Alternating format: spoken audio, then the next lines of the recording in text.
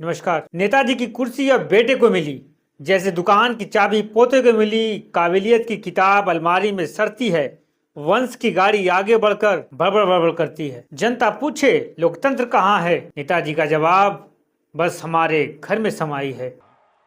मेरा गुनाह है कि मैं परिवारवाद के खिलाफ पूरी ताकत से खड़ा हूं।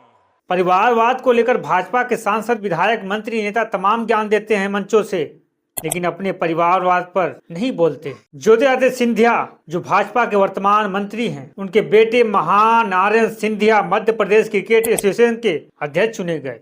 वह भी निर्विरोध है ना कमाल? यह परिवारवाद की कैटेगरी में आता है या नहीं आता है?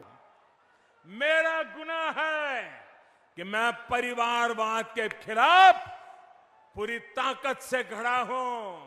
मंत्री अमित शाह देश के गृह मंत्री हैं। उनके बेटे जैसा बीसीसीआई क्रिकेट बोर्ड के बड़े पद पर रहते हुए उसके बाद अब आईसीसी अंतर्राष्ट्रीय क्रिकेट परिषद के अध्यक्ष पद पर निर्विरोध चुने गए हैं। उनके सामने कोई विपक्षी उम्मीदवार नहीं था, ना ही ज्योतिरादित्य सिंधिया के बेटे के खिलाफ कोई खड़ा था, ना ही गृह मंत्री अमित शाह के बेटे जयशाह के खिलाफ कोई खड़ा था। उनके सामने कोई विपक्षी उम्मीदवार नहीं था।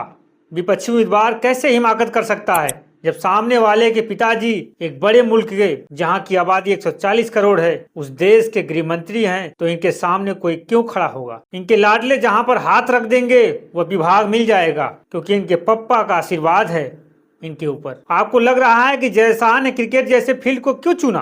तो इसलिए चुना कि वह क्रिकेट अच्छा खेलते हैं और इनके पिताजी राजनीति खेलते हैं। लेकिन एक बात तो है, यह सब ज्योतिरादित्य सिंधिया के बेटे महानारायण सिंधिया परिवारवाद में आते हैं या नहीं आते? यूं ही पूछ रहा हूं। अमित शाह के बेटे जैसा परिवारवाद में आते हैं या नहीं आते हैं?